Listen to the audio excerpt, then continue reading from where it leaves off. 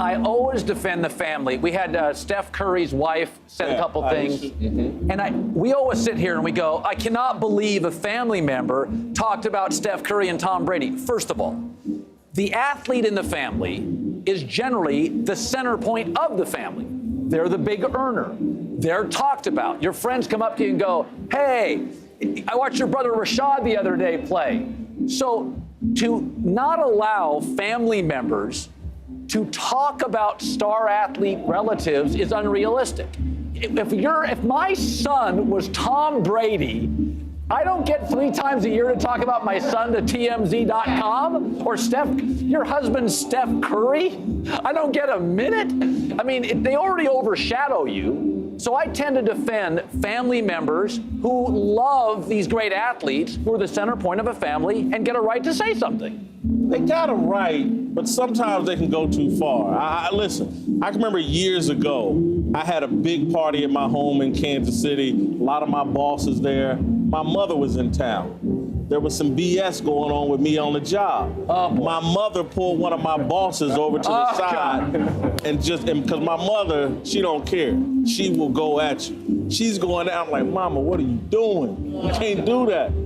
So I think to some degree. Well, somebody in your family. Did you have anybody in your family talk on your behalf? It's a tough position. A lot of times, though, I was guilty as charged, so my family don't say nothing because he's guilty. Don't try to defend that. But my brother played in the NBA, so my family threw a bunch of athletes. My son plays in the CFL, and also I mentored Larry Fitzgerald. It's just a common policy. Yeah. Don't speak on someone else's behalf to make their job harder. Playing quarterback in the National Football League or being a National Football League player is hard enough in itself. So hold your conversation, all right? We know how you feel about your son. What are we expecting him to say? Oh, yeah, Tommy did it. He pumped the air out the balls himself. So I understand. It's a tough spot for family members to be in. He said exactly what I expected him to say. And just like I would never tell you guys any information to make Larry Fitzgerald job even harder as he goes to the job and have to answer for me. Just like Tom, he squashed it. Put a gag order on Pops. How does it work for you? I mean, I can understand. It's apparent.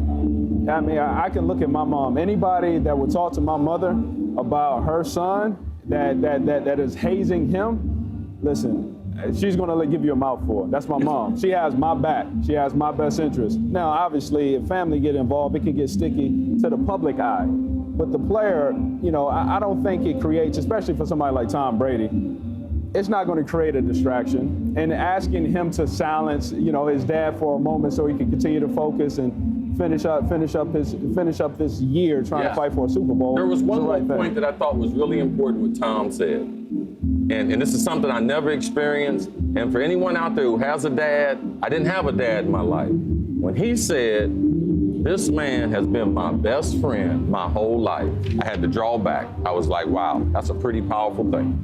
Yeah, and I also think with Deflategate, it's not like somebody is saying, man, Cris, he's running a slow 40, or Rashad, you fumbled the ball. Deflategate is questioning Tom's integrity. 100%. Okay, when you go to a man's integrity, mom and dad.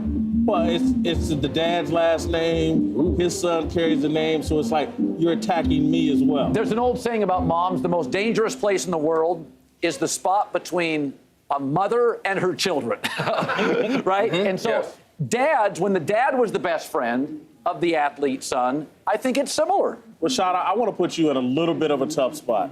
You play with Eli Apple. His mom made a lot of news this year. How did that play in the Giants locker room? See, in the locker room, it doesn't have that much of an effect because we understand he's a rookie. He has a lot of pressure on him to learn the playbook. He's first-round draft pick.